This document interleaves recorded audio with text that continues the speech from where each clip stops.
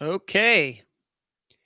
It's a little early, 3 minutes early, but I was eager to start. Of course, we won't officially start till 9 o'clock, but I was sitting here. I was like, let's just start the live stream and see what happens. And I know people will start being that if they are subscribers, they'll see that, oh, hey, we're a little early here. You got to get in. So I'm sure we'll have a crowd here in a little bit. I'm doing good. Completed Friday's episode today. It is a disappearance that occurred right here in the area where I live, and that will be the theme for Friday. I think that makes a lot of sense. Also, I'll be talking a little bit about filming a couple more map videos that I'll post to YouTube probably after the live show tonight. And what else to do? Worked on the newsletter. That'll be coming out tomorrow, probably tomorrow evening. So I've been getting some work done, and then did part of an interview last night, and then the second part of the interview I'll be doing tomorrow night. So I've been busy.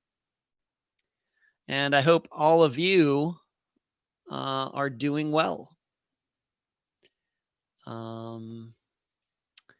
Got a disc golf tournament, just a one-dayer again, one round, one day on Sunday, not Saturday, but Sunday. And haven't played it. I went and practiced this course, went down there on kind of Monday around noon. I was down there. I hadn't played that course since January. I used to live not too far from this course that's called Maximo. But now that I've moved up to Clearwater Beach, it's a little bit of a drive. So I have to pick my spots when I go down that direction. And so I played it for the first time, like I said, since January. I'm going to go down there tomorrow again and get another practice session in. And that'll be that. Next time I play the course will be on Sunday, and it'll all count. So I got things going on. It's the weather is beautiful here tonight. I was outside a little bit ago, and it is really nice. If you live in Florida, these are the times of the year that you wait for. Of course, the hot weather is all nice, but these nights where it cools down just a little bit and the whole day and the night are just perfect. These are the reasons. These are the reasons.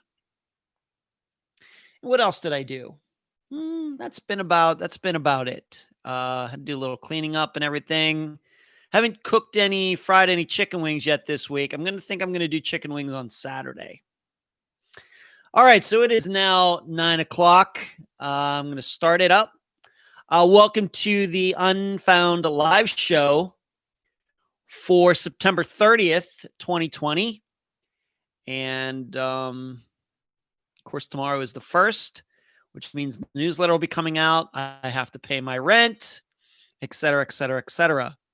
If you are watching this live show for the first time, this is a little more laid back than the episodes, more laid back than Think Tank.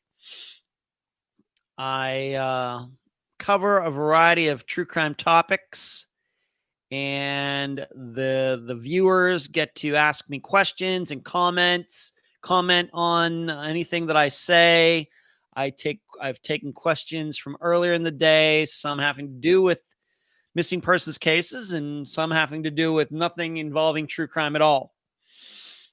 And like I said, it's a little more laid back, not quite as serious as the episodes usually are. So that's what you should expect. These live shows these days usually go over an hour and a half long.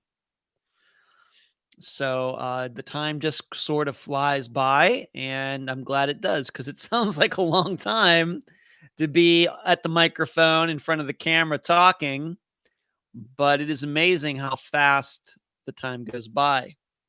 As you are watching tonight, please do not forget to give this video, this live show, a thumbs up.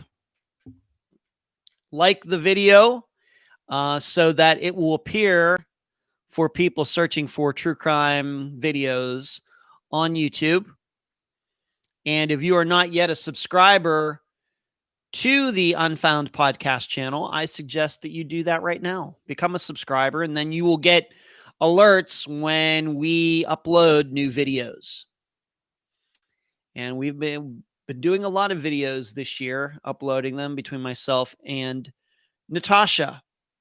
So I suggest you do that. Once again, like this video on whatever kind of device you are using to watch tonight's show.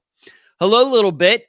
Hello, Angela, Paula, Concha, Susan, Joy, Lori, Katie, Jasmine, Ann, Suzanne, Eileen, Christine, Kathy, Twinkle, hello, Cherie, and Laura. And I'm sure we'll have some more people. It's been interesting. I've kind of noticed, I don't know, over this past summer, that we actually have more viewers later in the program than we do when it starts. So that's very interesting. Usually it's the opposite, especially if you're doing something that's an hour and a half, an hour and 45 minutes long. But it seems like we hit that sweet spot of the most listeners about an hour and a half in. I don't know what that is, but we'll take it. So as I was saying right before 9 o'clock, before we officially got started, regarding my disc golf this past weekend, on Saturday, I played at Taylor Lake, which is the nearest course to me. It's my local course. And I didn't play too bad. I certainly could have played better for this one-round tournament, but did okay. My best score on that course since probably 2015, in over 5 years. I shot a 56. Par would be a 54, so it was 2 strokes over par. Now, the funny thing is the next day, the morning on Sunday, I showed up they have a Taylor Park club that gets together. And it's not officially a tournament. It's just a bunch of people getting together, and they keep score and all that. On the same exact course, although some of the baskets were moved to easier positions between Saturday and Sunday, I shot a 49. So that would be 5 under par. So I went from a 56 to a 49, like within 24 hours of each other.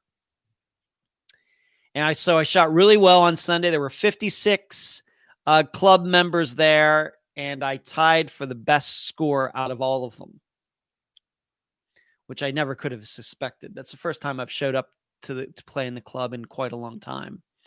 So I was pleasantly surprised by that, and I can only hope that I throw that well this weekend at the Maximo course, which is down there way on the southern tip of Pinellas County, way down there past St. Petersburg.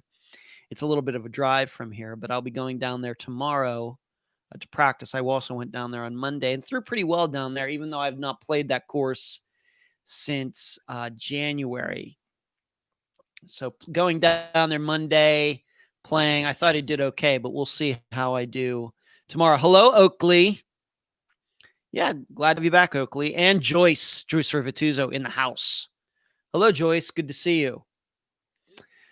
So I have a one-day tournament on Sunday. My tee time is 10:10 a.m., which means I'm going to have to get up at about 8 a.m., which I'm not going to like too much, but that's the way it is. And then next weekend, so that would be like October 10th and 11th, I'll be playing in another local tournament on a ball golf course, a temporary course set up on a ball golf course. The Largo Public Golf Links, which once again isn't too far away from me. They're going to set up a tournament there, set up a course there that we're going to play on. So I'm looking forward to that. That'll be my first time doing that. Really looking forward to it. Hello, Shannon. Shannon says, hi from Bloomfield, Indiana. Love listening to your stories. Well, I appreciate that, Shannon. You're very kind. Thank you. You're welcome, Joyce. But so that's what I have going on. And then I'll have another tournament the next weekend after that. And I'm going up to Ocala. I already have my Airbnb reserved. That'll be a 2-day tournament, but one round every day of 24 baskets. So 24 baskets on Saturday, 24 baskets on Sunday. And I can probably already tell you, probably the think tank will have to be moved to later on that Sunday, or maybe we'll have to move it to Monday. We'll just have to see. But so I'm going to be playing some disc golf on the weekends, but I'm still going to be doing a lot of Unfound work. Even this past Saturday, when I had that tournament, did a couple things before I left, went and played, came back, and I ended up working on Unfound stuff on a Saturday night until like 12, till midnight or 1 a.m., something like that. So even though I may get out and play disc golf like during the week practicing and things, I do work late on the weekends. That's just the way the schedule goes. I have a doctor's appointment coming up on Monday. It's just a regular checkup. Nothing, haven't been to the doctor in a while. Since over a year ago. So, but I feel great, look great. I've actually lost a couple pounds since all this COVID stuff started, so I'm happy about that. But so I don't anticipate any issues, just a regular checkup because I've just been feeling fine. So, and not bad for being 50. But that'll be Monday, 11 a.m. Appointment with the doctor. And as maybe some of you saw that if you follow me privately on Facebook, you know that it was a year ago that my friend Shay was down. I can't believe, I don't know where the time's gone. Just cannot even begin to tell you where the time goes. But she was here a year ago. She came in on a Friday morning and left on a Monday afternoon, something like that. And we had a really good time. I haven't seen her since, although we text back and forth, etc. I've not seen her in person since then. She is in California working, doing her thing, and I'm here in Florida. Hello, Valerie. Good to see you, Valerie. I hope you're doing well. LaFord. What's up, LaFord? Twinkle says, the older you get, the faster it goes, the faster time goes. I think you're right about that, Twinkle. But I really don't, it's so weird. I don't feel 50 at all. I really, really don't. It's really weird. I often tell my dad when we talk about these disc golf tournaments that, they have what we call age protected divisions, meaning, divisions for like 40 and over men, 50 and over men, 60 and over men, 70 years old and older men. And they have the same thing for women as well. And I don't play in the age-protected divisions because it does make me feel old. It would make me feel old to be playing around guys in their 40s and 50s. Just to be honest, because a lot of them look like that.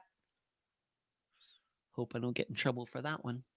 But also what I tell my dad is so interesting because, I go out there, I feel great. I take a couple Advil before I play, but that's about it. But if you look at the men who are playing in the age-protected divisions, once again, 40 years old and older, 50 years and older, which either one I would be eligible for, they have knee braces on. They have elbow braces on. They're putting icy hot, on their shoulders and everything else. And I don't have any of that stuff. Probably because I didn't start playing this game until my 40s, where I think a lot of those guys have been playing, maybe since their 20s or teens. And so after 20 years, 25 years, 30 years of twisting your knees like we do in disc golf and shoulder issues, I think elbow issues, etc., they're eventually going to pop up. So I just don't think that my body has enough wear and tear on it, given that I haven't been playing as long as they have. I think that's a little bit of my advantage, given that, of course, they have the advantage of playing longer. So generally they play better.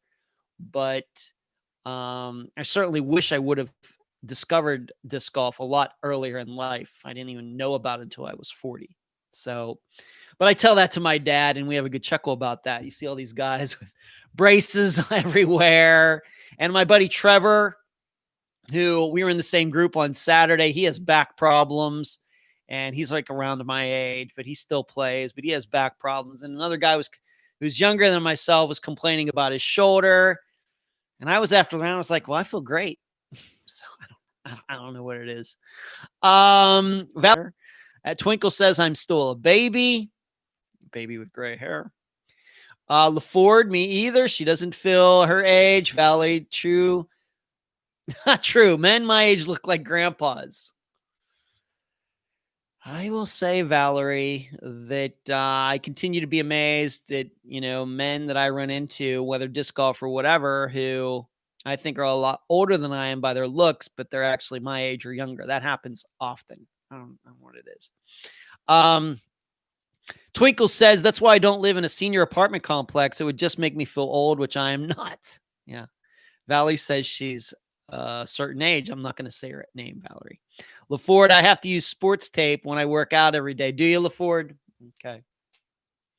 Never use sports tape. No, never. I'm not saying I don't get sore. I'm not saying that after I play around and I'll drive home, and when I get out of the car, if it's like a 20-minute, 30-minute drive, my body, my lower back will be tightening up a bit. There's no doubt about that. And I can tell you a day, not necessarily the day after the tournament, but the day after the tournament. So if the tournament was on a Sunday, like the Tuesday, that's when I usually feel it, but it's not a body soreness. It's more just a tiredness. And I'm working on that. I think one of the issues is that I'm not hydrated enough. I think that I need to hydrate myself before I even go out in the course, not wait until I get out there. Oh, I'm thirsty, I drink. I need to fill up with fluids before I ever get out there. I think and I'm working on that. I think that'll make me feel a little better the day or two after a tournament. Just a hypothesis theory right now. All right. So those are some of the things that are going on with me. My disc golf game, I really can't complain about how I've played this year.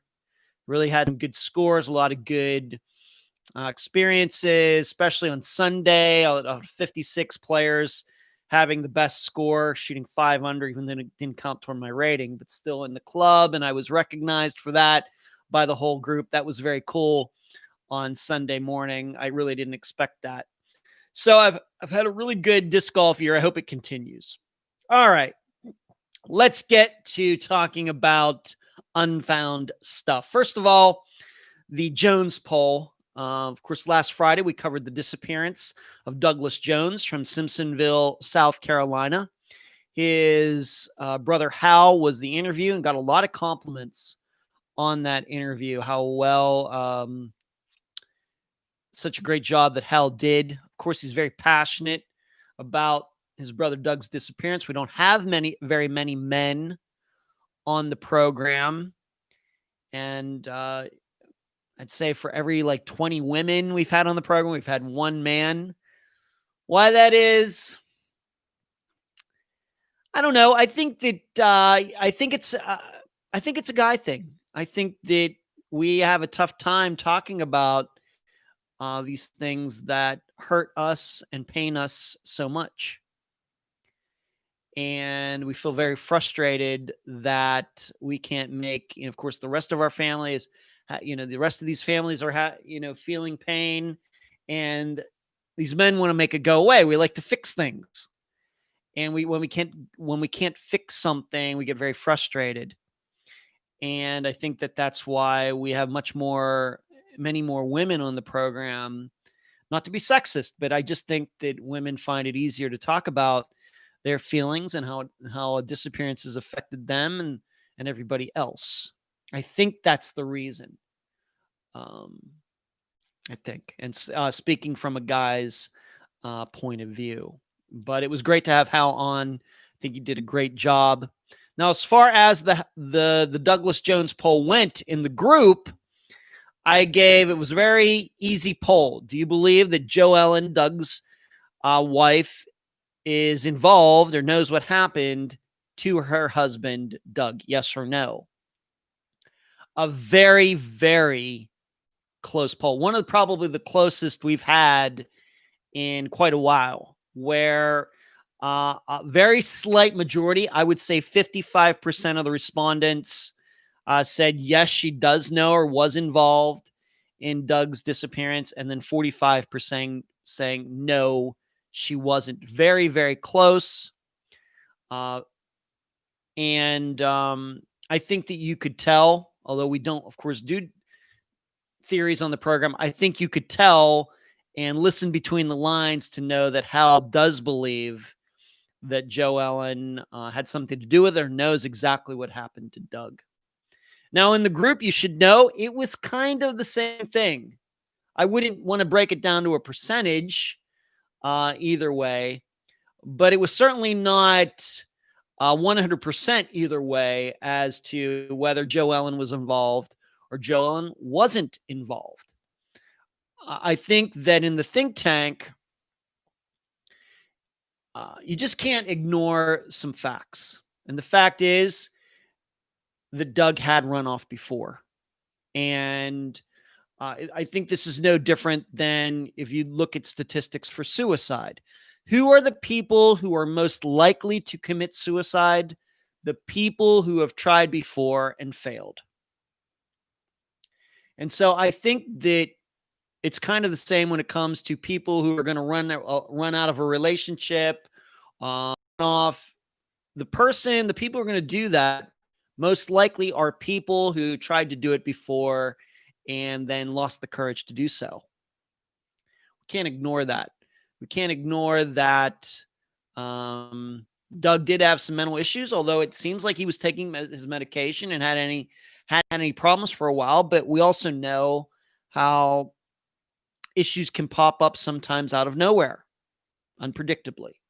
And we know that when it comes to medication for bipolar disorder or similar afflictions, they have to be fine-tuned every once in a while. So we have to figure that into it as well. A lot of different issues need to be factored in. If you just want my general conclusion, I wrote about it at patreon.com. I know that Sheree has already posted the link, but patreon.com/Unfound Podcast. If you'd ever like to read about my opinions on all of the disappearances going back to about August 2017, I've written about them. And I came to the conclusion that Joe Ellen was not involved in Doug's disappearance. If you'd like to know exactly what my theory is, once again, please go to patreon.com/Unfound Podcast. But in the think tank on Sunday evening, I think we had 12 or 14 people in there. It was a nice showing. There was a variety of opinions between Joe Ellen being involved, Doug meeting with foul play by somebody else, or Doug running off. It was a mixture of all of those. So, but like I said, in the group, I think that's one of the closest polls we've had in a while, with the yes choice winning by just a few votes over the no choice. And I can certainly see both sides of it. I don't think that if you say yes, you're crazy, and I don't think you're crazy if you say no either. His disappearance is up to a lot of different interpretations. Joy says, I'm in your late teens. Well, welcome, Joy. I wish I was in my late teens. Joy says, can relate with frustration. Suzanne, hit this. Yes, please hit the like button. Thank you, Suzanne, for reminding everybody a little bit. I don't think so. I feel like someone else did this. Shannon, eat a lot of fresh grapes. They have a lot. I was eating grapes today.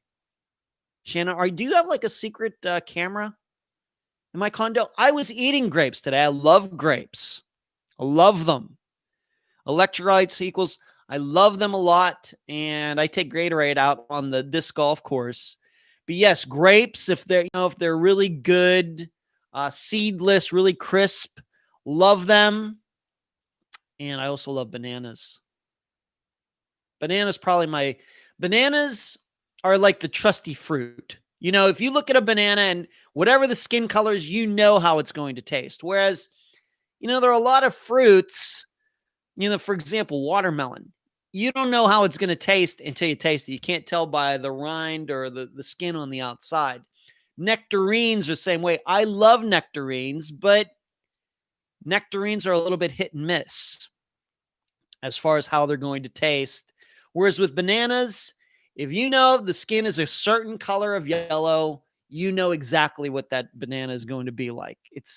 I wish all fruits were like that. But I do eat grapes. I love me some grapes. Once again, as Suzanne is reminding everybody, as you're watching, please hit the like button for this video tonight and like it so it'll appear on YouTube's algorithm. Eric Franks, no new news. I haven't gotten any messages from Joanne. Nothing that's popped up in Google or anything like that. I don't know if they've talked to John yet. I'm taking for granted that Michigan police have. I don't know what he said. I don't know if they've spoken to him. I'm just taking for granted that they have. But my interpretation or my feeling about the past week since we last did a live show is there wasn't a lot of news happening regarding his disappearance. I think that was before last week's show that news had come out. They'd taken sections of the basement away or the driveway away, and those samples had not really revealed anything. So I guess the search goes on. So I don't think there's really been any news since last Wednesday. However, I've already written that section of the newsletter, so I will be writing further about my thoughts regarding Eric Franks and this car being found for the newsletter. And if you'd like to get on the newsletter, please email me at unfoundpodcast@gmail.com, and I'll put you on the list. Darlene says, so many people need you. Thank you for starting up something that takes your dedication and knowledge. We're very welcome, Darlene. You are a great source of support to those who never get it. You're making a difference, Darlene. You're very kind. It's just not me. It's myself and my assistants, and we thank you. I appreciate it. We enjoy doing it. We wish we didn't have to do it. We wish there were no disappearances. But being that there are, we'll continue to report on them and work on them. Valerie says, I love bananas, but can't have because I'm diabetic. Oh, sorry to hear that, Valerie. Yeah, bananas. If I have cereal, got to have a banana. I can eat bananas by themselves, but I'm having cereal, got to have a banana with it. And I like to put blackberries on just regular Cheerios. No sugar, nothing, just plain Cheerios with blackberries on them. That's so good. And then you get a banana and some orange juice. It's so good. I think that's one of the reasons I've lost a few pounds this year, is that I think that my eating has gotten a little better. My perception is it has. I think if you were to look in my refrigerator, you'd see mostly somewhat healthy stuff. Kinda. Just don't mind those ice cream sandwiches in the freezer. Let's take a question. I don't know if Jill's in here yet. I haven't seen her name yet, but I know she sometimes tunes in and later or whatever. She's also in the think tank. But she asked me, Ed, if you were an animal, what would you be? What animal would you be and why? Wow. I think, I'm not much into astrology. I don't believe in any of that type of stuff.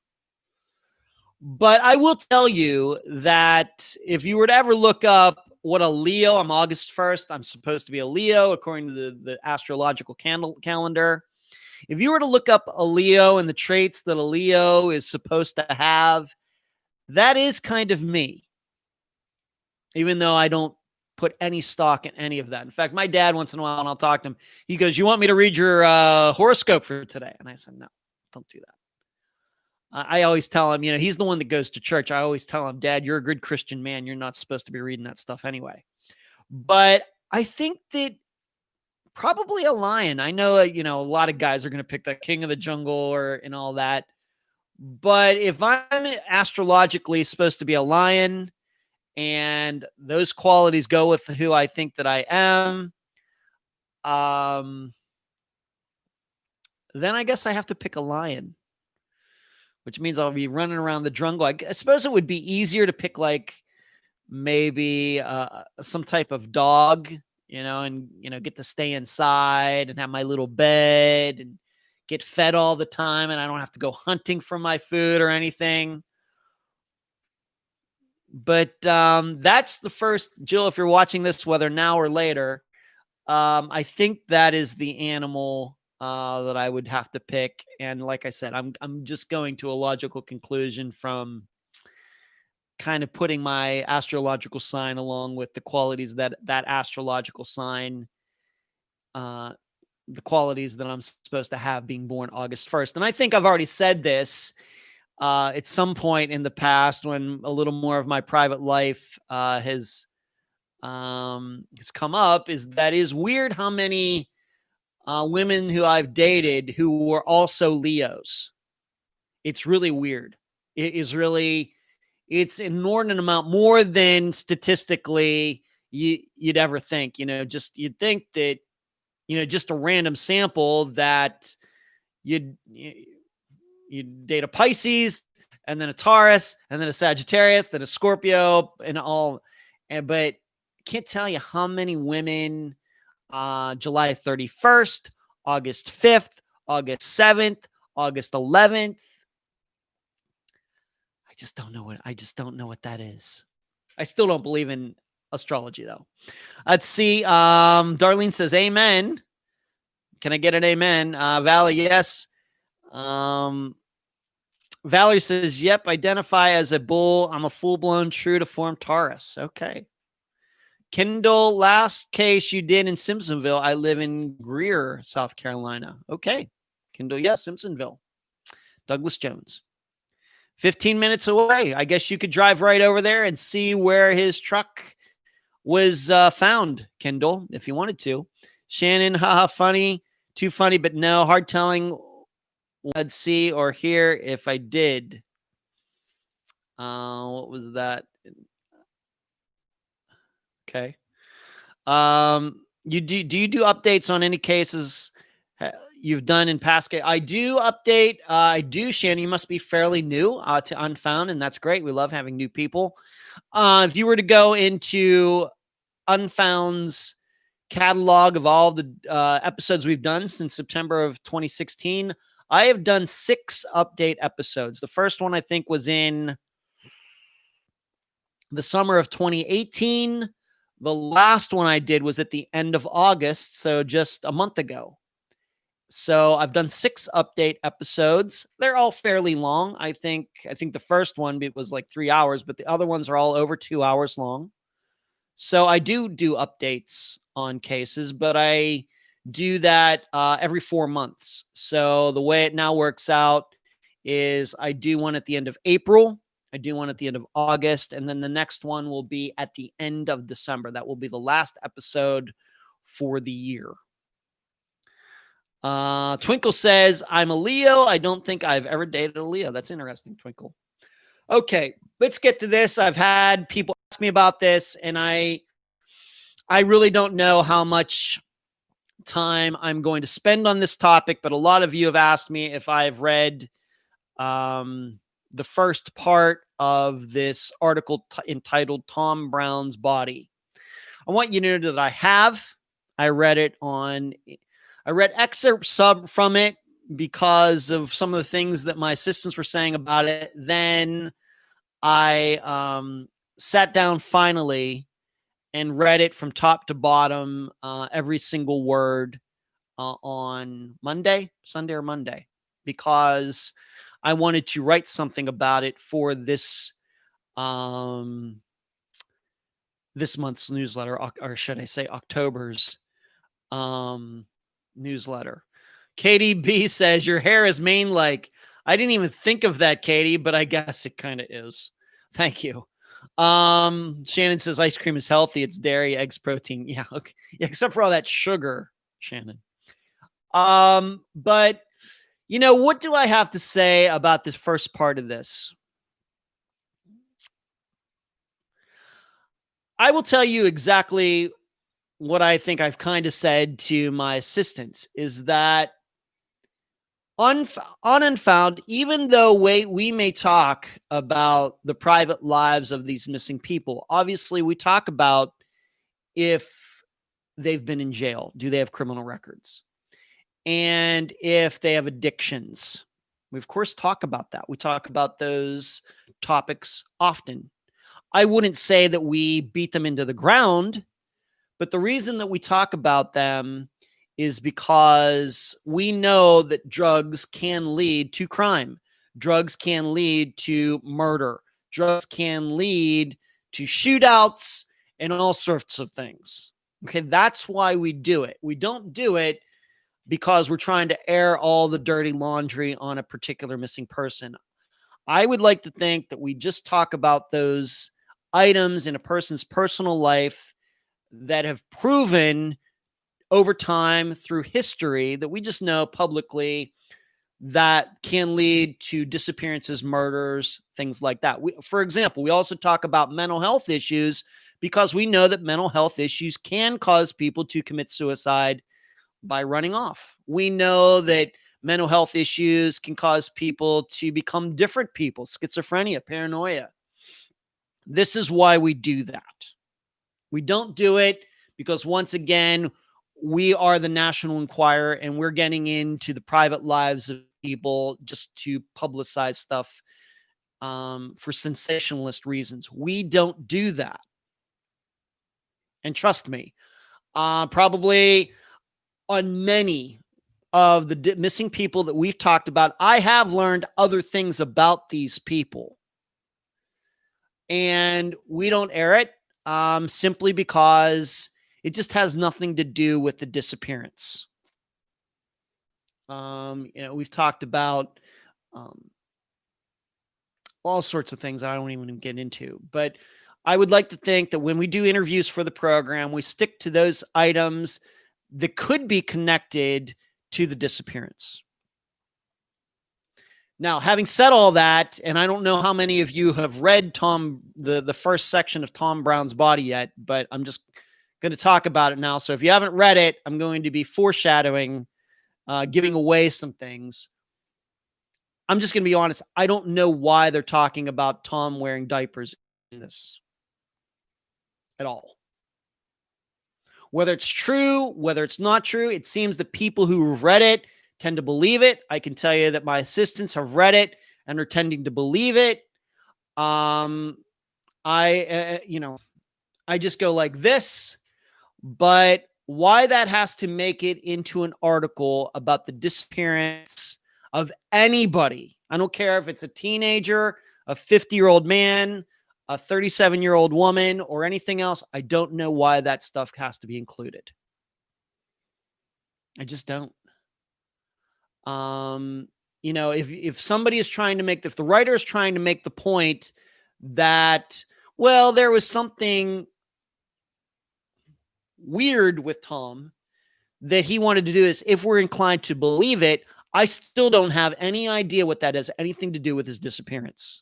Unless, and this is not to be joking, but unless we believe that he disappeared while he was trying to shoplift diapers from somewhere.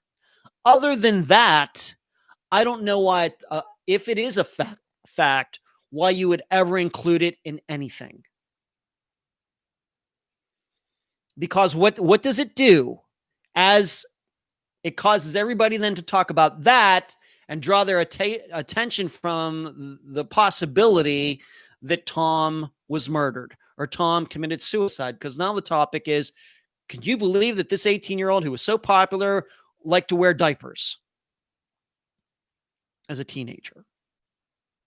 I can tell you, I would never do that.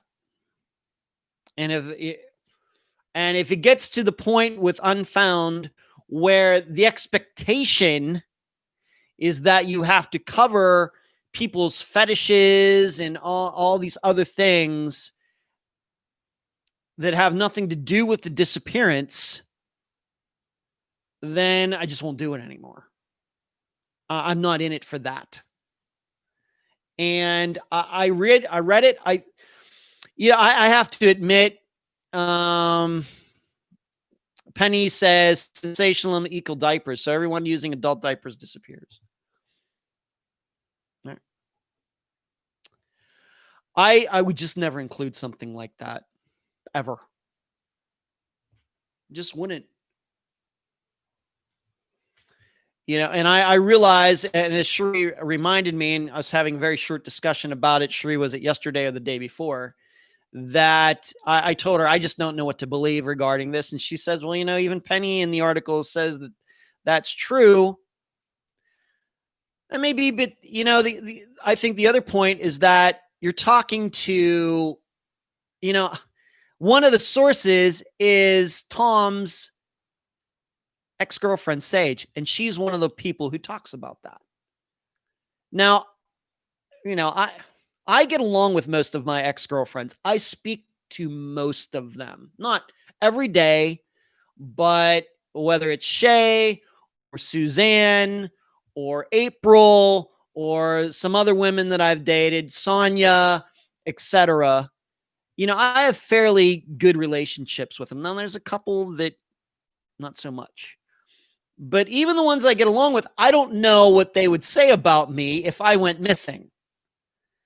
Some of it might be true. Some of it might not be true. So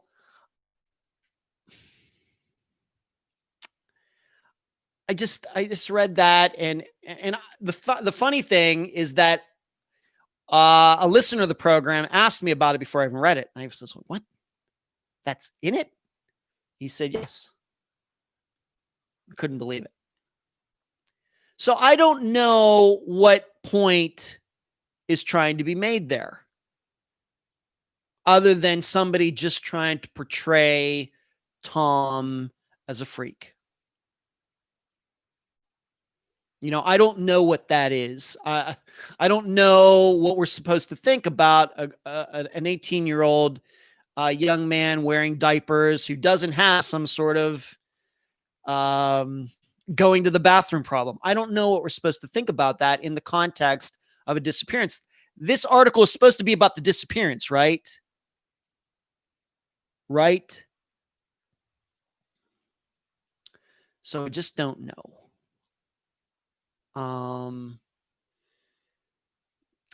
just not into that.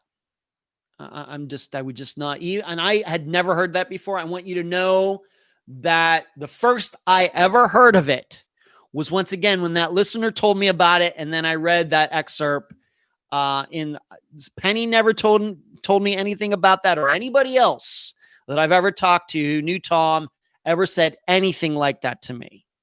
All right, honestly, as God is my witness, if you believe in him, God is my witness. Nobody ever told that to me. And even if they had, I still wouldn't have put it in my interview with Penny or anything that I've written about or talked about with Tom since. I just wouldn't. I just would not do that. So there's that. And in addition, once again, as a guy who was at one point a fiction writer, you know, I see the signs of, I guess this Skip guy has a very good reputation and everything else. I don't know him. But it does seem to me that in the way he's writing, it's like he's writing a fiction novel with the use of adverbs and adjectives. I'm not saying he's lying, but it does seem he's trying to portray is this is some sort of short story and not actual reporting in which adjectives and adverbs are left out. You know, the way he describes Phil Klein and all of that, I find that from a reporter standpoint to be totally extraneous and unneeded. I also would note that it does seem that stories have changed. Facts have changed. And that includes everybody, including Penny herself, about, you know, I think that there's things that she said on the interview that she did with me in the summer of 2018, things that have now changed. Now, whether I never say that anybody is lying, but it's obvious to me that what was being said by everybody and the sequence of events and everything else in, for example, 2017 into 2018 are a bit different now in 2020. That's what I also get from reading the first part of this documentary or this article. I'm not saying the writer's lying. I'm not saying anybody's lying. What I'm saying is it seems some points have changed about cars and where people were driving and everything else. And of course, Nathan Lewis is quoted in this. I don't know what to make of him. It seems his story has changed too. And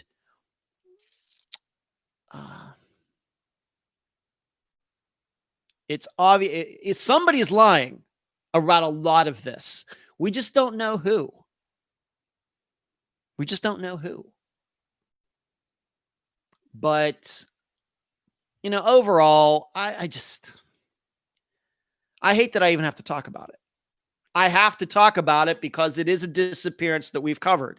If we hadn't covered Tom Brown's disappearance over 2 years ago and all of this was still happening, I probably wouldn't comment on it at all.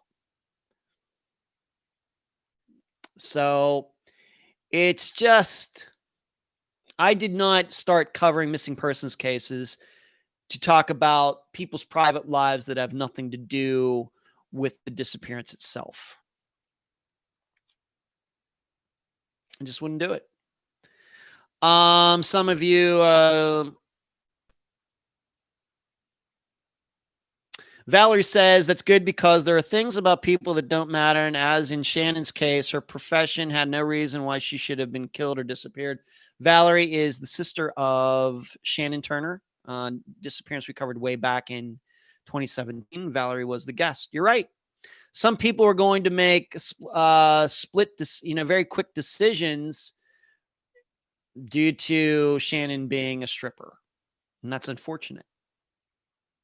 I think we talked about it in that episode because that was one of the last places that she was seen. Other than that, Suzanne says, where's the article? It's been posted in the discussion group. A link to it, Suzanne, if you go to Facebook, the discussion group. I think I also posted it on the page. Laura says, I agree about the sensationalism, but what if he met someone online in a fetish community? Doesn't mean it has to be covered the way it was. However, if there's any proof of that, I'm willing to talk about that. No proof of that. Not to mention, would he really meet somebody like that like a half hour before he was supposed to be home at midnight? KDB, that seems a bit gratuitous. Penny, such a diversion from the fact that a son, student, and human being is DEA dead. Yes. Suzanne says that had to really upset his mom and family. Well, Suzanne, Penny is quoted in the article, and she also talks about it.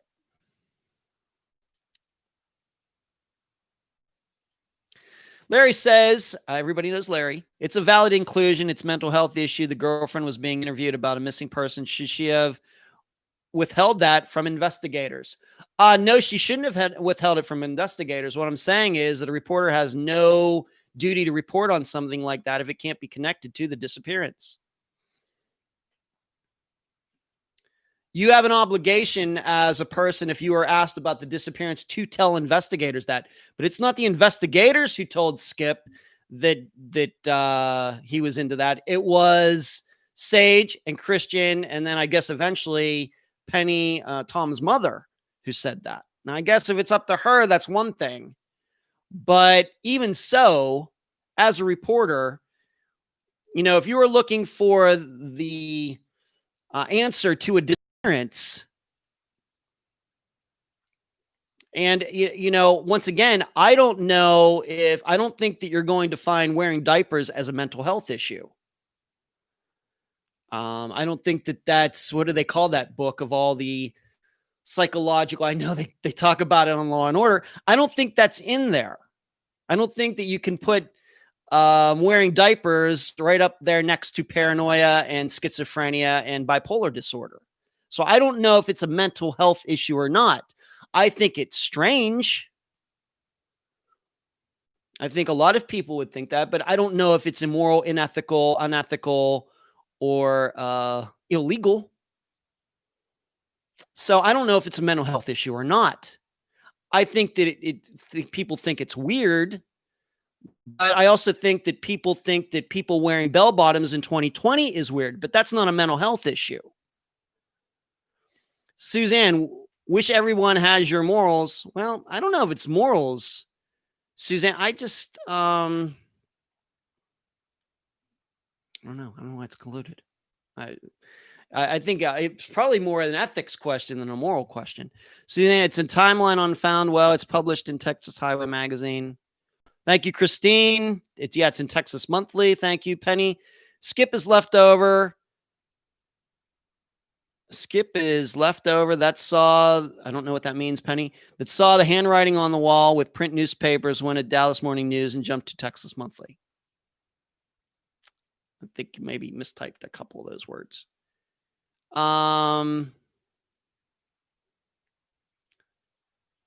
Derek, how's the work Unfound is doing involving Tom's Curse coming along? Well, very slowly, Derek. Very slowly. We'll do what we can. But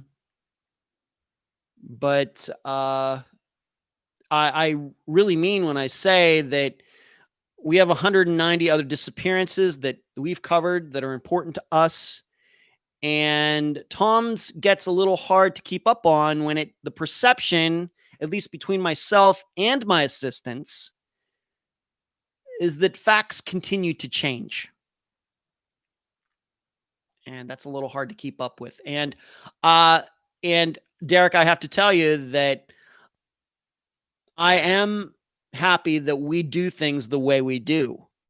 That because we do cover a different disappearance every week, that we do not become obsessed with any one particular disappearance. Tom Brown's disappearance is just as important to me to Hellen Dymond's disappearance, a disappearance that had a breaking fact in it since 1981. Because with obsession can come, you have to, and doing anything at any cost. Joyce says, let Tom rest in peace. Valerie says, exactly. Shannon, I think with the drugs, mental issues that I have been in jail, most of these cases are overlooked by cops because of the person's past. Kind of like if they didn't expose themselves, they wouldn't be missing. Yeah. Eileen says, DSM-5. Thank you, Eileen. That is exactly the book I was thinking of when it comes to the psychiatry book or whatever it is that denotes mental health is considered to be a mental health issue. I would, I would compare what is talked about with Tom and these diapers compared to people who are in, these furry people who like to, the only reason I even know about this is because they have their convention every year in my home city of Pittsburgh. Why there? I have no idea. But they get together, these people who are into dressing up like animals, and they get together and they're like swingers too. I think it's weird. I think it's strange. They obviously do not. Just because I think it's weird doesn't make it a mental health issue. But I would put what Tom was doing kind of with those people in my world. And if I were to cover somebody who was into the furry things for sex and everything, the only way we would even talk about that is if we believe that in being involved in that community led to the disappearance, and there are facts to possibly support that. So that's how I would explain it. Oakley says, Ed, what percentage of the missing on Unfound do you think that are still alive? I always pray for the victims' families. Oakley, probably very few. Not none. I would never name them, but I can think of maybe a couple off the top of my head where I think there's a decent chance that these people are still alive and did run off. But I think the number has to be fairly low, Oakley. I would certainly say, if we say 190 disappearances, definitely under 10%. Twinkle says, I don't think it's a mental health issue. I don't either. I'm not an expert. But if we're going to start classifying mental health issues as people who do that, then everybody has a mental health issue. We all are doing something weird, in our private lives somewhere. I guess we all have mental health issues then. Christine, thank you for the contribution. Once again, I haven't mentioned yet, but if you'd like to contribute to the Unfound with the super chat, that's that little button with the $sign in it, the little circle with the $sign in it, as Christine has just done. We deeply appreciate it. That's no different than PayPal or Patreon. And Christine, thank you very much. You've been a longtime supporter of the program, and we deeply appreciate it, Christine, coming from Canada. Twinkle says that furry suit would be too hot. And Sheree thanks Christine. Thank you, Sheree. So that's really all I have to say on it. I will read the second part, and I guess when it comes out, I'll talk about that as well. But that is my assessment of the first part. I would never talk about the diaper stuff. I do not consider it to be a mental health issue. I think it's weird, but that's it. I think that, and frankly, if I were to find out that some woman that I was dating was into that, probably I'd have to say, I don't think you and I are going to work out. But so I guess some people are into that. I don't know. Trust me, when I tell all of you, I can't even begin to explain it to you. I must be like the most boring. When I read stuff like that, I feel like the most boringest person alive. Honest to God. So that's that. I'm just going to leave it at that for now. We'll see what part 2 looks like, and I'll comment on that as well. Let's move on to some other things. I've done the videos. I haven't posted them yet, but I've done a video for Flight 370, just a very simple diagram of where it took off from and where it was headed and where it ended up, and the searches, the area of the Indian Ocean where the searches were done, and where Jeff Wise thinks the plane landed, and where some parts of a certain, some kind of jet ended up on the east coast of Africa. I just did that video today.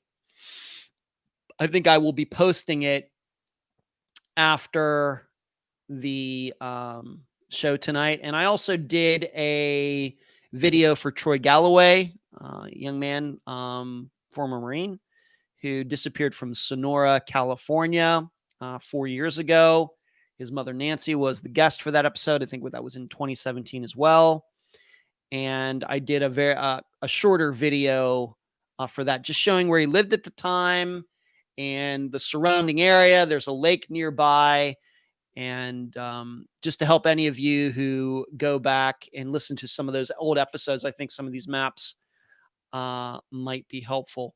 I'd like to do one for Hellen Dymond. The problem is that I will have to get in contact with her granddaughter, Holly, to get exact addresses for where Hellen and her husband were that night and where she was allegedly walking to, because I just can't figure that out. It's a disappearance that's so far in the past that the databases we use are not accurate. So once I can get together with Holly, then she gives me the addresses of some of these locations, I will do a video for that one as well. Let's take another question. And Suzanne says, love the maps. They really do help. You're welcome, Suzanne. I like doing them. Paula asked me if we at Unfound had unlimited resources, what would we do? Well, of course, unlimited. Does that mean we have what is the total amount of money in circulation in the United States, like trillions of dollars or something? I don't know.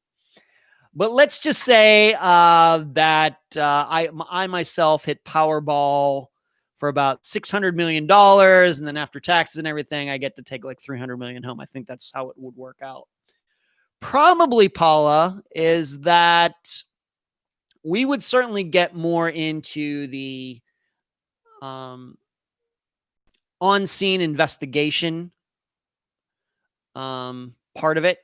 Of course, we'd still do the program, but I think that the first thing I would like to do with the assistants, of course, that all automatically have jobs working for Unfound, is that we would, and I'm sure would have other people wanting to work as well, but we would go back through all of these disappearances that we've covered for the program that are unsolved and probably go on scene and maybe start from scratch. That's the first thing that comes to mind. I think that our first responsibility would be to the disappearances we've already covered. Not new ones, but going back through the old ones and seeing what kind of movement we could make on some of these. I think that that's probably the direction it would go. I think we'd, of course, still do the program and everything. Other than that, I don't know how much would change. But we would certainly get more into the investigation side, going on location wherever these disappearances are, no matter how old they are, and filing a lot of FOIAs, talking to a lot of people, etc. I can say that pretty assuredly. Okay. Let's move on. And I only have one more question. So if anybody has any other questions you'd like me to answer, once again, whether regarding true crime or not, please, you can send them to me right now. Maybe even use the super chat button to ask me one of those questions. Katie asks, I haven't read the article yet. Does anyone say why he wore them? Does he have a urinary issue? He did not have any urinary issue. He says, the story says that he got pleasure from wearing them. It sounds to me like he knew it was unusual, but he liked doing it. I think that is the way it was portrayed in the article. Suzanne Morphew, I have to admit, even though this disappearance is, 4 months old now, maybe. I've been thinking about doing an Unfound Now on it because I haven't done an Unfound Now in a while, simply because there haven't been really any disappearances that have made national news that have gone unsolved for a couple weeks. So I've been throwing around the idea of doing an Unfound Now on her, but what's going on is it turns out that her husband had another piece of property and they took dogs within the last few days to go sniff this, and there was a lot of hubbub, Google News elsewhere, saying, well, the dogs sniff something, and I don't know. I'm not sure how many, once again, I'm not an expert on this disappearance. I would certainly have to educate myself a little bit more on it before I could ever do an Unfound Now on it. I know that some of my assistants, Cherie in particular, has been following this a lot more than I have. But you know me, I'm not fazed at all when dogs say they've smelled something. That does not faze me at all. Dogs make all sorts of mistakes. As I tell many of my guests, two-legged animals, meaning humans, find way more missing people than four-legged animals do, despite the fact that four-legged animals are used quite often in disappearances. If he killed her, if his alibi doesn't hold up, if he somehow sneaked back to the house and did something to her, I got to say, I find it hard to believe that he would then turn around and actually bury her on a piece of his property when he could really have put her anywhere. Could have put her anywhere. So that's my attitude right at this second. It may turn out that I'm totally wrong and they dig her body out of this property tomorrow. But I guess having done this for long enough now, I'm just not fazed when dogs say they smell things. They don't say it, but they signal that they don't say it. They signal that they smell things. And it also shows me the way the national media, I don't care what website you go to, they all cover it the same way, that this is like big news, and it just shows that they don't know what they're doing either. So not sure what's going to happen in that. I think what I know is if his alibi is not solid, then I guess he could have killed her. But I also know that women, if they go jogging, riding a bike, these abductions can happen very quickly by strangers. I think that's what we've learned. Happen very quickly, under a minute. Under a minute. And this is why with the women who are in my life, my very close female friends, I've told them you should have a gun, you should have this, and you should have that. And don't take for granted that you're going out in some back road where nobody is, that something bad can't happen. So I'm still very much up in the air regarding Suzanne's disappearance. But if the husband's alibi really, really, really, really doesn't hold up, that certainly does make it more likely that he did do something to her. Jane says, thanks for what you do for the missing. Much love from the Tiffany Johnson search team. Oh, Tiffany, yeah. Thank you, Jonna. I appreciate that. Haven't talked to her sister in a few months, although I do follow her on Facebook. That is certainly a disappearance that I think is immensely solvable, especially since her ex-boyfriend is now in jail for at least the kidnapping of her. Just wasn't a lot of time in which he could have done something. And the key continues to be in that disappearance of figuring out that very small time frame of where he could have gone and what he could have done. So, but when I go through my files every day on this Dell computer to my left, I have a picture of all of the missing people we've had on the program. And so I see Tiffany's picture every day. Every day. I see every person every missing person who's ever been covered on the program. I see every one of their pictures every day. And we're now up to 190 of them. I see them every day. So thank you for joining the program. Thank you for that comment tonight, John. I deeply appreciate it. Thank you. Next says, I want to talk about this, and this is just how sometimes things happen. There was a disappearance that I was going to cover a few years ago, and the interview fell through for a variety of reasons. That I think the cops scared this person a little bit. I think it was also maybe that this person really wasn't totally ready to make a lot of information public. I think it was a variety of things put together.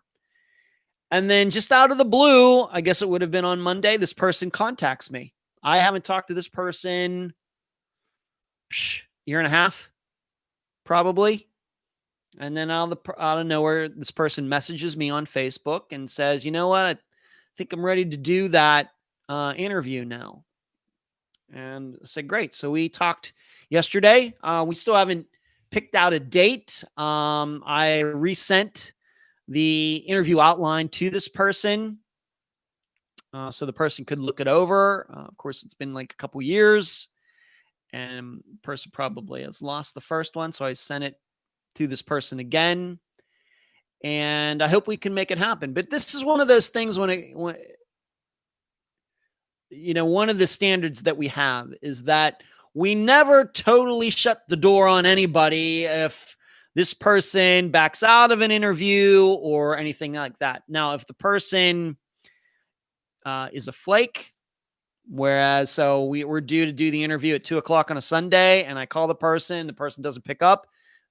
They never call he or she never calls me back, never texts me back. Then those persons, they'll get put on the bad list. But people who back out even though I'm usually not happy about it, especially when, some of the reasons could be the police or guilting them, and that does happen. We never close the door on those types of people. Once I've talked to a person, and as long as the person doesn't stand me up or anything else, then it's always open for the person to come back on the program, to change their mind, let things develop. Maybe they're just not ready. And I was ecstatic.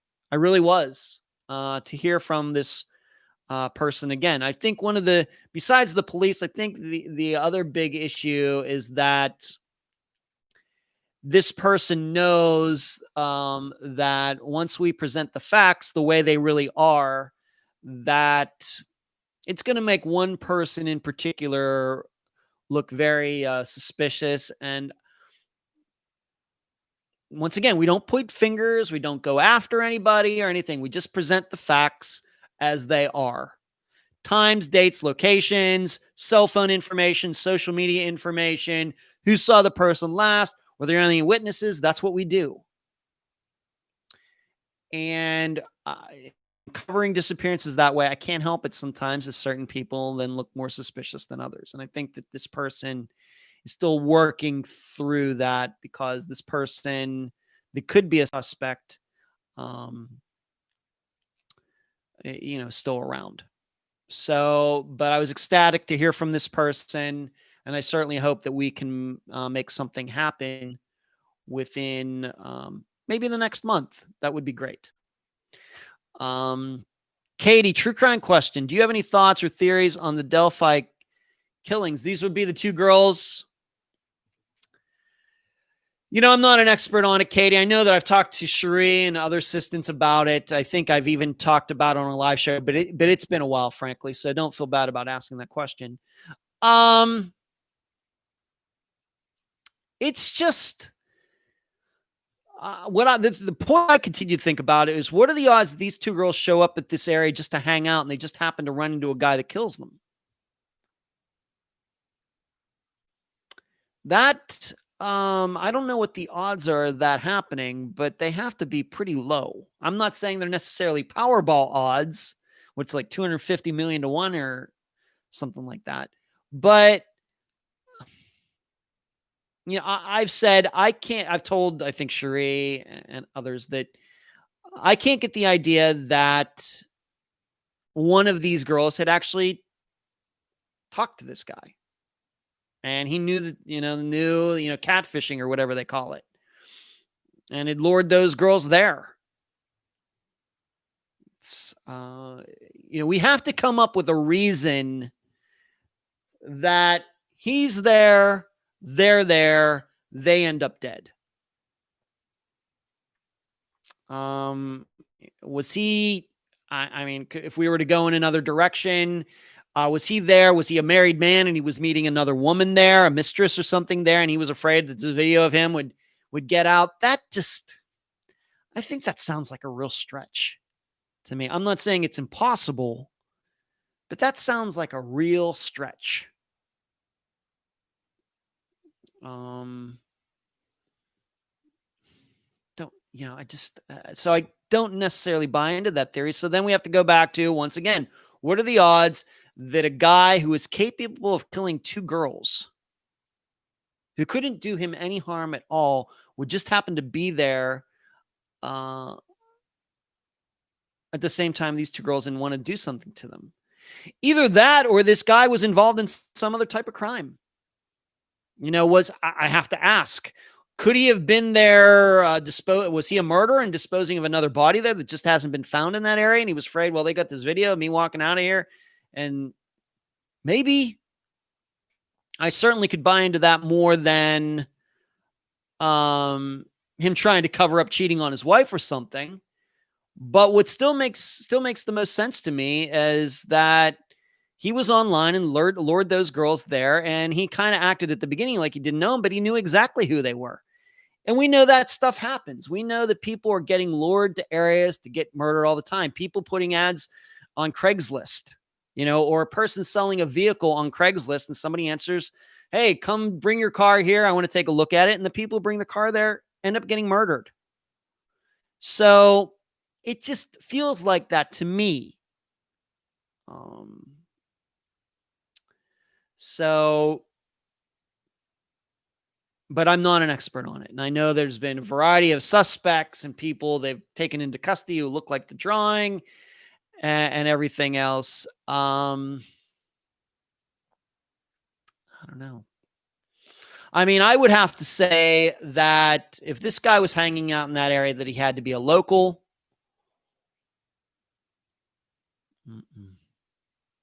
It's tragic. But if you really think about it, there aren't that many choices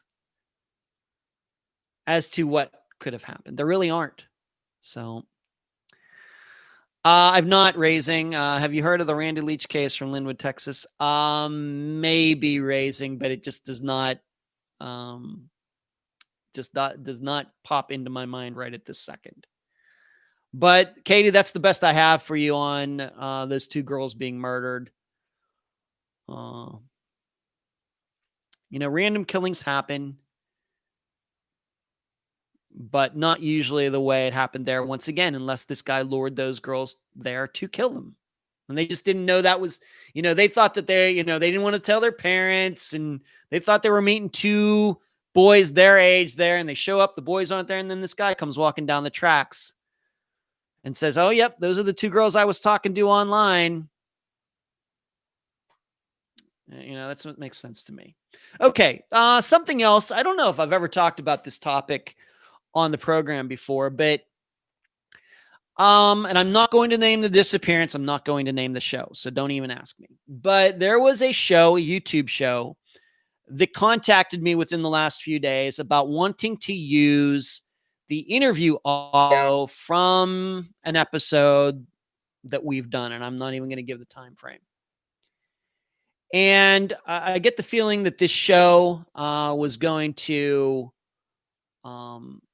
use video that they were doing on this disappearance, and then use some, not all, but some of this interview to put with their video. And they wanted my permission to use the audio. I told them no.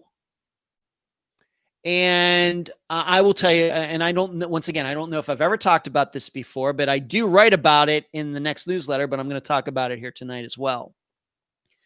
There are mainly three reasons that, and I haven't got many of those requests over the last 4 years, just a few, and it's all been no.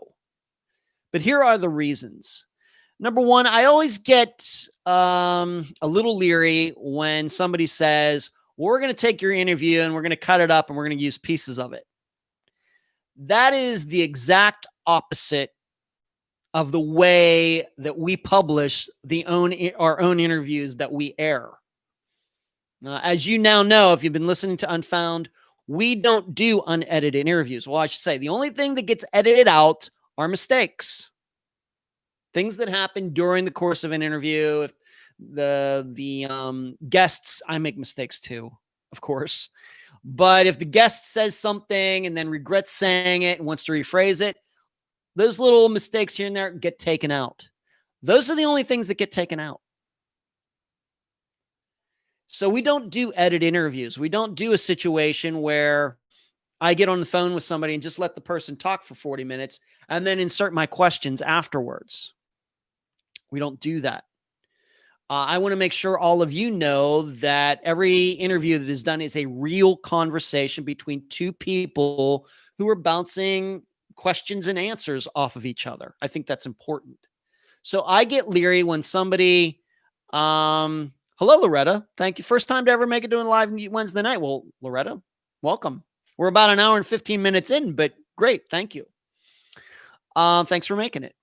But that's the first reason that I get leery when somebody says, "Well, we're going to cut up your interview and only use portions of it." Well, I don't know then how that interview is eventually going to sound. And so that would be one reason that it's. The next reason is overall, I don't know what the project is going to look like. Because as soon as I allow another program to use audio or whatever, to me, that means whatever they're doing gets my approval. And I can't approve, it's a paradox. I can't approve something that I don't know what the final product is going to be like. But likewise, they'll say they can't do the final product until they can use Unfound's audio. So I don't want Unfound to be associated with anybody that does bad work. Now, this channel does have a history and everything else, but still, you just never know. You just never know. And so you never know what controversy or whatever else another program is going to cause. And then you get caught up in it as well because they're using your audio. And I don't mind being caught up in controversy, but I want to make sure it's because of the controversy we've generated all on our own, not controversy that somebody else generated. And then we get caught up in it as well. All right, so that's rule number 2. And number 3, we at Unfound take pride in that we generate all original material. Everything that you hear on an episode is information that we ourselves generated. Now, mostly by talking to a family member, more than, one family member. But that is how we do things. This is how issues get straightened out. I mean, how many times there are many articles about a disappearance, then a family member comes on and says, you know what, that thing that's been in that is just not true. This is the way it really was. And I just wish everybody would do their own work, would do their own original work. That I voiced a disapproval for people who cobble programs together just by going to Wikipedia and WebSleuth and ripping off my friend Megan at charlieproject.org. And never giving them credit. Ticks me off. So when somebody, contacts me, well, can we use your audio? My attitude is, why don't you go to the family and do your own interview? Go find somebody in the family that'll talk to you. They're probably ecstatic to get attention for their missing loved one. Just go do that. You don't need my audio. If we can do it, anybody can do it. So my attitude is always original material.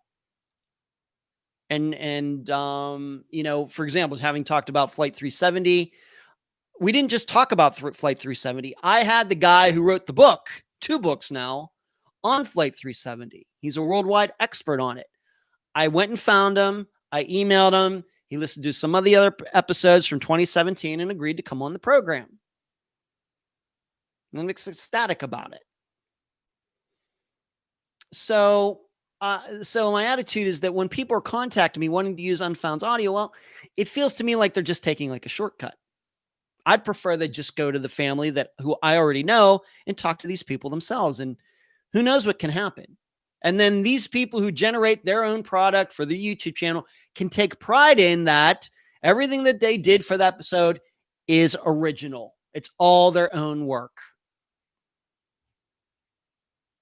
So these are the reasons that I decline these types of offers. There was an offer, well, we'll say that you helped, and we'll credit you with the audio and we'll link to your channel and everything. I said, you know what? I'm just going to have to decline. And I know that I'm guessing maybe that I might be considered to be a snob or arrogant or anything else, but I can trust me. Those reasons I just gave you are the reasons. They are. Because if the audio or anything gets, however it's edited, and it makes the guest look like he or she said something that they didn't, you know who the guest is going to be ticked at? Me. I just don't want to deal with it. So we protect the work that we do very closely. Now, I should say there are programs out there and blogs that rip Unfound off. There's no doubt about that. They listen to the episode and then they write an article as if they did the work themselves. I don't know what I can do about that. There's no proof of that. But I'm not voluntarily going to help other people who want to use Unfound material. Now, if some other program comes to me and says, you know what, we'd like to cover that Disappearance 2, do you think that you can do a little bird dogging? Can you give us a little support? Can you help this along? Then I'll talk to that host or whoever it is about what their plans are and everything else. I'll probably end up going along with them, but we're going to have a talk first. It's not just going to be an automatic, oh yeah, I can help you out. It's probably going to depend. But actually using Unfound's work, I just don't want to get mixed up on all that. Once again, for the reasons I've already stated. Twinkle says you can't trust someone with your work. It's true. Once again, hello, Loretta. You know, Loretta, that was my mother's name, Loretta. Loretta also has been watching and listening for a long time. Well, thank you. Thank you.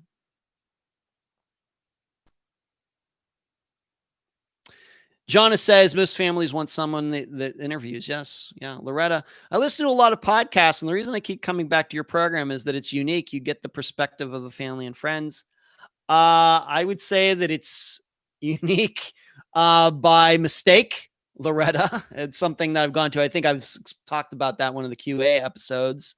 I think it's unique because when I started Unfound, I had not really listened to that many true crime podcasts. It seems that most of them do follow some sort of formula and how the host sounds and everything. And because I didn't know all of that, I kind of just did what I personally thought how it should be done. And that's why it ended up being a little different. Dr. Telesco, did you watch last Thursday, or maybe you caught it since? I love talking to Dr. Telesco. I continue to say that she and I think, have a great chemistry. Of course, on last Thursday, she certainly did let me do a lot of talking. Luckily, I was prepared. But I really like her a lot. And I really, really like it that she includes some of her students. And I love talking to those two guys, them asking questions and everything. That's just so much in my wheelhouse. I cannot even begin to explain it. And I think that those two guys enjoyed, getting to talk to me, and that's great. And this is, something that I hope to do once again, once schools open up a little bit more. And if we ever do get back to normal, that I would like to do at college campuses, talking to students like those two guys, of course, women too. And an hour just goes so fast. I think that, something like that in that sort of forum, I probably could go for hours talking to Grace. Now, you should know we already have, I'm going to appear again in October, probably, I guess, the third Thursday, whatever that date that is. And we already have the next Disappearance picked out. I gave Dr. Telesco, I think, about a choice of like 5 or 6. She gave me what she was looking for. And I think I sent her 5 or 6, and she picked this one out, and I'm very excited about it. I have to admit, it's the one I didn't think she would pick, but she did. And so I will let you, when we get closer to that date of that show, I will let you know which one it is. But we were already, she actually picked it. She has already picked that out for next month. Going to be a good discussion. I just hope we can get it all in an hour. It'll be good. I will tell you this. It's not Tom Brown's Disappearance. Let me ask, and I guess will be on the same Fischler College of Education, School of Criminal Justice. It'll be through Zoom on YouTube live again. I'm guessing at the same time, 7, and I think it's going to be the third Thursday, just like it was the third Thursday this month. Let me answer, and let me see what's. Katie says, Unfound is your baby. You're protective of it. I am very protective of it. The assistants surely know that, and the assistants have the same attitude that I do, for sure. Hello, Valerie. What's going on? Good to see you. Loretta says some of the best things happen accidentally. Yeah. Christine, it was so good. I enjoyed the show very much. Yeah, Dr. Lesko, she's great. Felice asked me, this is a question from the group. Why don't I ask guests what they think happened? I used to, Felice. If you're watching tonight or going to watch this later, I used to. But I've gotten away with that. In fact, I haven't done that in a long time. Now, sometimes I think it's very obvious what the guests think. For example, this past Friday with Hal talking about Joellen, I think that it was, fairly obvious. Once again, listening between the lines. But I don't do that anymore, Felice, for a few reasons. First of all, when you ask a question like that, I'm never quite sure how far the guest is going to go. And then I start worrying about, are we going to get sued? Are we going to end up in court? That is something I wouldn't say I learned it the hard way, because we've never been sued. I've never gotten any papers or anything like that, although I do have a lawyer that I can go to should something like that happen. A lawyer I spoke to last year about that very topic right here down in St. Pete. But I just think it's a question that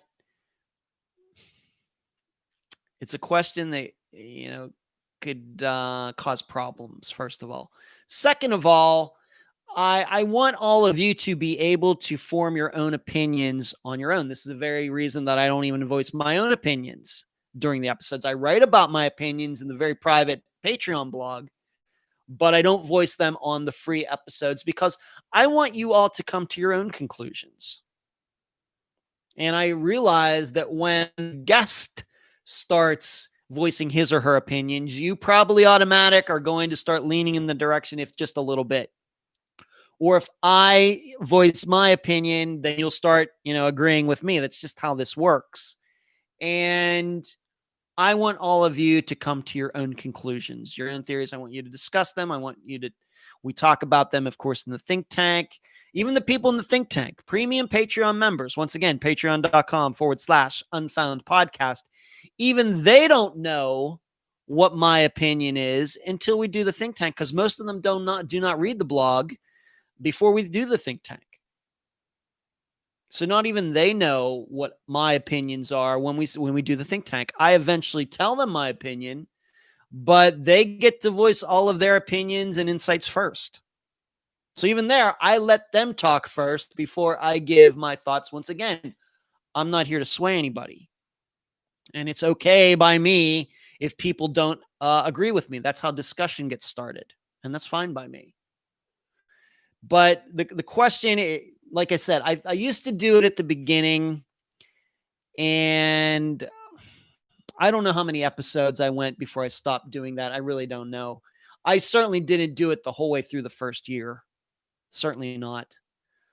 I think I just got a bad feeling about it. So we just do the interviews like the last 3+ years. The interviews, the way I do them now is the way I've been doing them for most of the time. But I dropped the what do you think happened a while ago, sometime in early 2017, I think.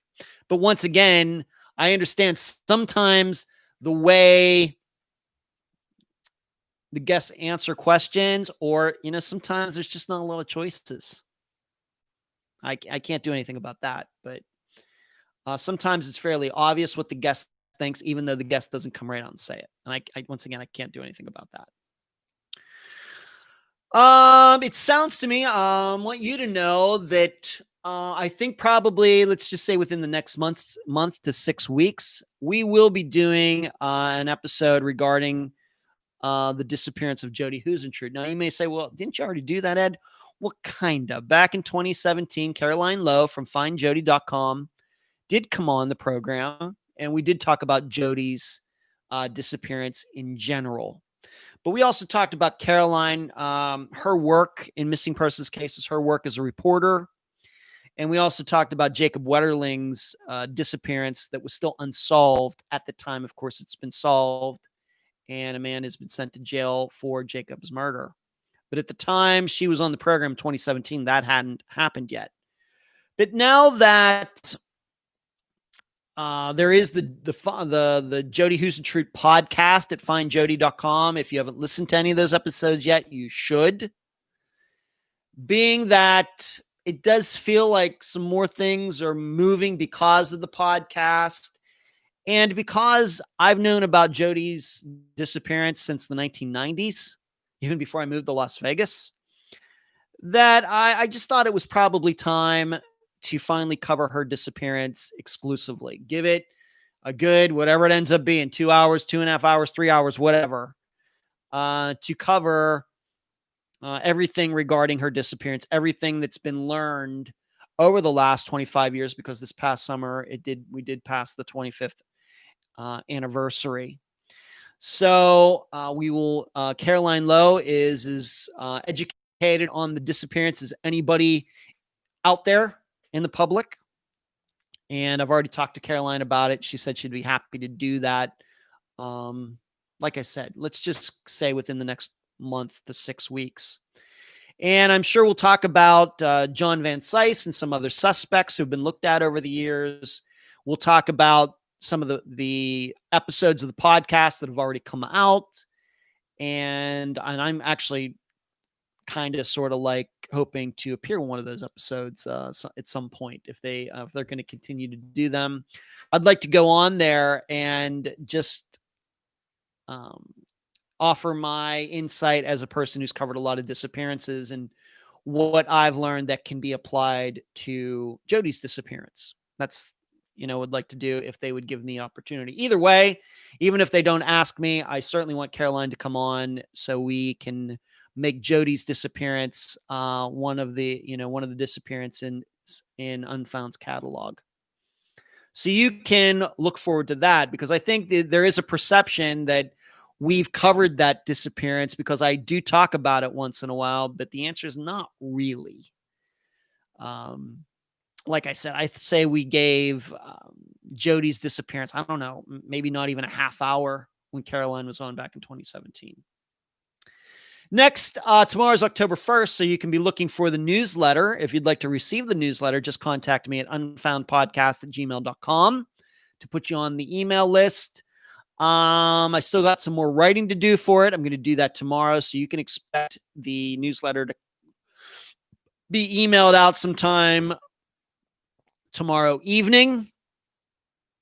Unfound on the Ground, the 5th one, came out this past Monday. We had a nice showing of people, premium Patreon members. Once again, patreon.com/Unfound Podcast, where the topic was accuracy and controversy in the reporting of missing persons cases. Dr. Eric Grabowski led the discussion. I thank everybody who showed up for that discussion. I hope you liked it. And what that means for the rest of you is the 4th Unfound on the Ground from August is now on YouTube for free on the Unfound Podcast Channel, where you are watching this show right now. So there's that. And I also posted one more point before we get to this Friday's disappearance. Andrea Bowman, a.k.a. Alexis Badger, her case and the solution to her case is now on people.com. They did a lengthy interview with her biological mother, her what I would call real mother, Kathy, and I posted that link in the discussion group and on Facebook. So I hope you will all check that out as well. And if there was ever the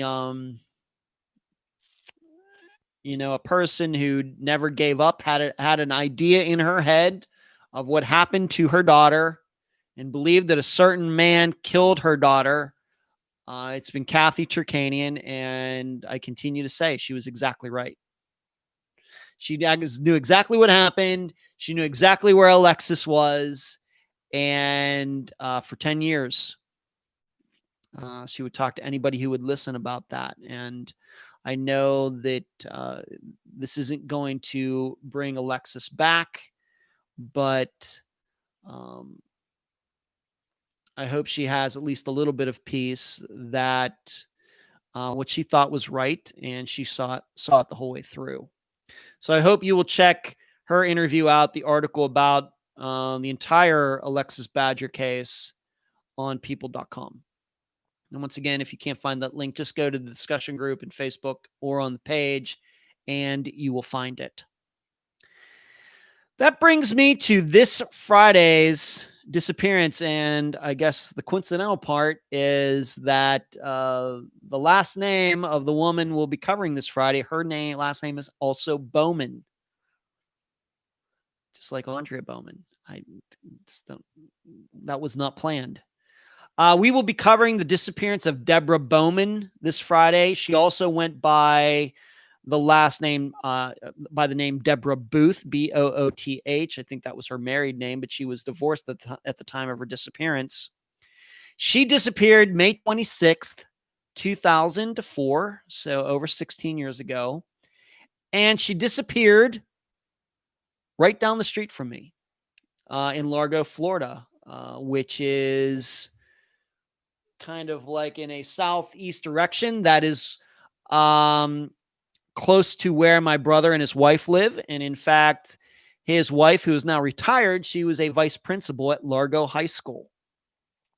So in talking about this disappearance, her sister, Jo, is the guest. We will be talking about locations and streets that I go by all the time.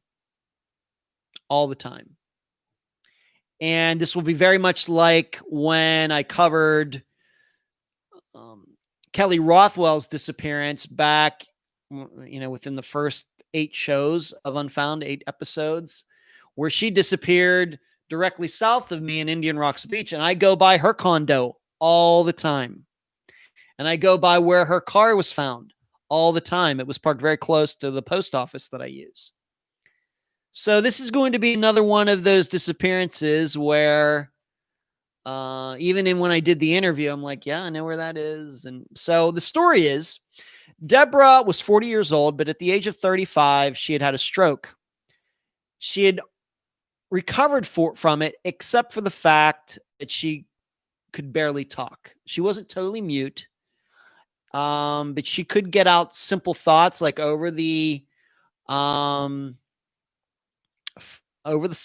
But for more complex sentences, she would have to have a pen and paper to write everything out. And because of this, she couldn't get a job, so she was living on Social Security. And at the time of her disappearance, she was married, had a few children, got divorced. But because of this issue, her ex-husband, got custody of the children. But they had a good relationship, and in fact, her ex-husband would allow her to come over once in a while and stay over, and of course, take care of the kids and be the mother that she was. But at the time of her disappearance, she was living with a friend of the family. Her name is Betty, and some of other Betty's family members. And what happened was that on May 26, 2004. Deborah was having some back problems, which were very common. I think this was a residual of her having a stroke 5 years before that. So Betty took her to the Largo Medical Center. Once again, I drive by it all the time. And it was only about a mile from the house. And I will be doing a YouTube video for this disappearance, so these locations. And Betty dropped her off. And then approximately 3 hours later, Deborah called, said that she was done. She needed to be picked up as best she could. Once again, she had a very hard time talking. But once again, otherwise physically, her mind was fine. Well, Betty shows up, and Deborah's not there. And Deborah's never seen again. And maybe, and I even talk about this in the intro to this episode, but this is at least the third disappearance that we've covered where somebody calls someone to pick them up, and when the person shows up, the person isn't there. I think about Shane Fell's disappearance. Of course, he was in a car wreck, called his brother to come pick him up. 20 minutes later, the brother shows up. Shane's gone, still unsolved. Crystal Morrison from Concord, North Carolina. She's at work. She's sick. She calls a guy who's babysitting her son to pick her up. This guy and her son show up. Crystal's not there. Of course, we now know, because it was solved, that after she called this guy, she took a walk down to a convenience store to get something, and then she just wandered off into the woods near there and died, probably from heat exposure. She was sick. She was underweight. She was a recovering addict. And just not sure. Maybe she had a heart attack, or maybe she had a stroke or something and collapsed in the woods on private property, and she was not found until 2019. So I would recommend that you think about those two disappearances as you're listening to this episode on Friday. Maybe you even want to go back and listen to those two episodes again. Those are the two that come to mind. Maybe there are a couple others that I haven't thought of that are also similar. So the title of this episode, which makes sense, I'm just calling it In My Town, because this happened in my town. And once again, it was interesting for me to talk to Joe about where Deborah was living, all these different streets and places that she lived, and Largo Medical Center, et cetera. I'm like, go by all those places all the time. And in fact, for this disappearance, I actually went over there and parked my car and did at least a partial walk from the Largo Medical Center going up toward where Deborah was living at the time, although I did not do it at night. So that's this Friday. Once again, Deborah Bowman. In some places, she's known as Deborah Booth. She is not on the Charlie Project, but she is on NamUs. May 26, 2004, from Largo, Florida. Episode called In My Town. The guest will be her sister, Jo Bowman. And so that's about it. What do we do tonight? Talked about disc golf this past weekend. Talked about disc golf coming up this weekend. Dog got a doctor's appointment. Just check up on Monday. Tom Brown's Body. A couple new videos that I'm going to post tonight before I go to bed on the YouTube channel. Suzanne Morphew. Not sure if anything's going on there or not. Dogs seem to have sniffed something. I'm not sure I believe it. This interview that fell through from a couple years ago, but this person contacted me again, and this person believes that we can now do the interview. I hope we can. Show that contacted me and why I declined to give up the audio from a certain episode. Dr. Telesco from last Thursday. Jody Husentrut. We're going to be covering that, I think, shortly. The newsletter tomorrow. Unfound on the Ground for premium Patreon members. The fourth one is now free for all of you who are not Patreon members, but you should consider being one. And then Kathy Turkanian appearing on people.com. And we finished up with Deborah Bowman this Friday and took a bunch of questions from all of you. So that's it. What a night. Like I said, it goes so fast. It just goes so fast. I just don't know where the minutes go. But that's all I have for you tonight. And you will hear me Friday.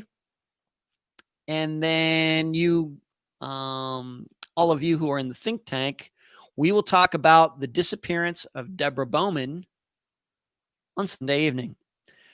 Good night, everyone. Thank you for all the questions, comments. Thank you for giving this live show some of your time tonight. Deeply, deeply appreciate it. And if you got in late, it will be automatically available for you to watch from the beginning right here on the channel. Subscribe if you aren't a subscriber yet. Good night.